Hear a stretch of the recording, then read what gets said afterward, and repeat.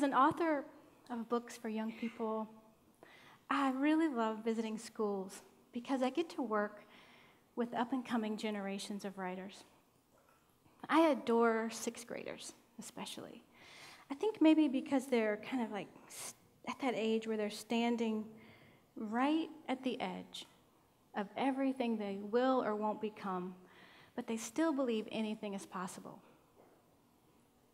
Bet on it, every sixth grader is writing a book and has the outlines for the next 3 in the backpack. What I learned from writing with sixth graders is they are leading remarkably grown-up lives. Some worry about a mom or a dad who are deployed, off fighting a faraway war. Others are family caregivers, caring for a frail grandparent or a younger sibling. And I've met many an 11-year-old who is using their writing talents to advocate for our earth, for animals, or for a simple idea like treating each other kindly. Now, teetering on the edge of young adulthood as they are, sixth grade writers come with a lot of questions about craft. How do I control pacing? How do I make my characters better? Can I send my book to your agent? Absolutely. But the most popular question I hear from sixth grade writers is, what do you do when you get stuck? Now, I think what they mean by that is, what do I do when I don't know what to do? If I'm afraid to move forward or backward, when I feel like giving up, then what?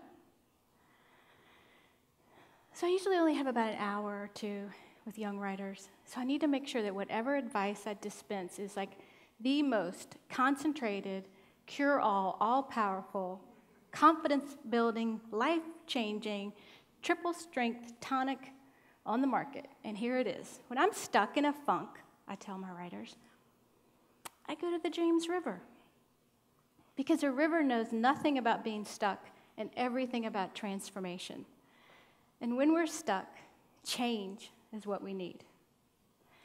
In his essay, Walking, Henry David Thoreau wrote, "All good things are wild and free."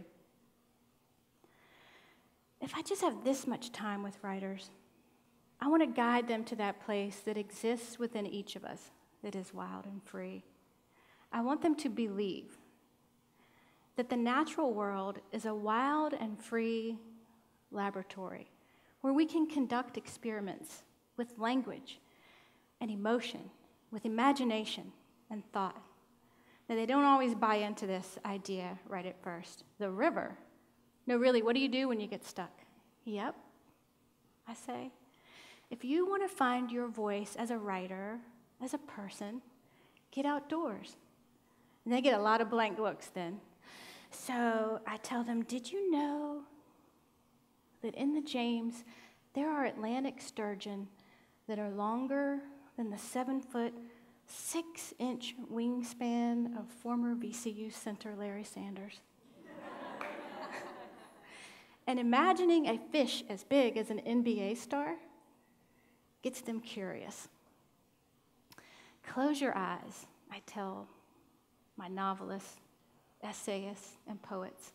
Come with me to the river.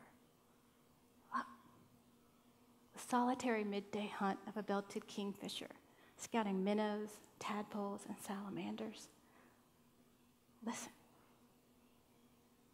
The midnight whistle of a coal train moving power and sweat and blood from Virginia's Appalachian Mountains through its capital city. The muffled quack of a mallard drake and his lady snuggling the south bank. And then they were all around a common table writing together. My writers turned inward. There are layers of story along this river, I tell them.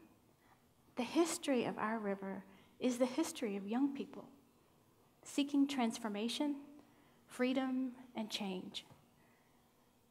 Near the James, the Algonquin girl Pocahontas threw her body across John Smith's, claiming him as a candidate for rebirth. And with that act, she transformed the narrative of our nation. Here, a young blacksmith named Gabriel, who had organized one of the largest rebellions against slavery in America, fled downstream, seeking help for the cause. He was captured at Norfolk, brought back upriver, escorted after trial to the gallows at 15th Street, where he gave his life.